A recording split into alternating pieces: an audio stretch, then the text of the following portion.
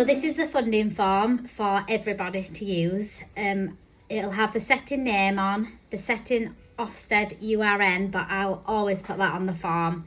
If for some reason I haven't done, we can give you that information. So you just need to fill in the child's details, so the name, the surname, the date of birth,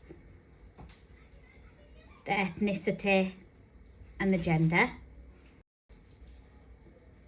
Then the parents' details are the next section, section 3. It's really important that you fill in every section. So the parent's full name,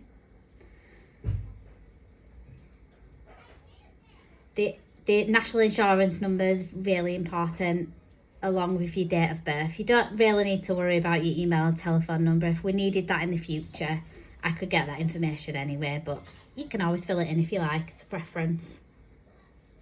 The date of birth, the NI number, and then full name is really important for now.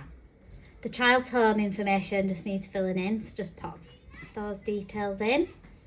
This section is for the 2-year-old funding, so the eligibility code is the one that you'll gain from, if you just go online on the government website, you can gain that from there when you've put in your details. The early years voucher code, that's for vulnerable 2-year-olds that already get the funding prior to April.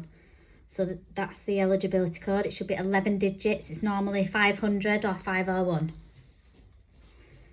Section 6 is for 3 and 4-year-olds that get an eligibility code for the additional 15 hours. So everyone gets the universal 15. This is for the additional to make it 30.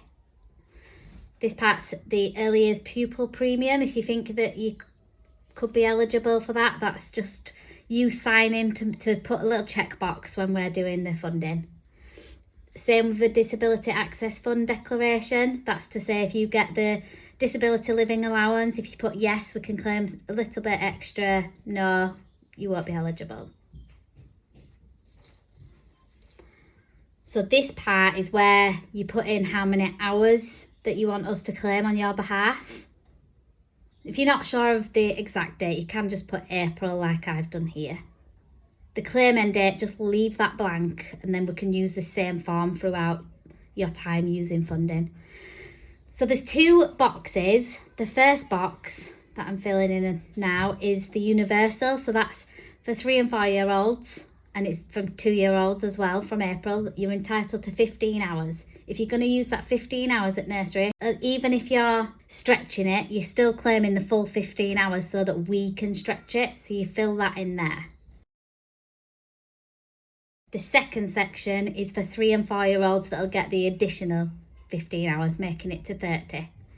Again, even if you're stretching, you need to write 15 hours because we're claiming the full 15 and we're stretching it. This part's the hours attending above the funding. So if they're coming 2 days a week, that's 20 hours. So you just write a 5.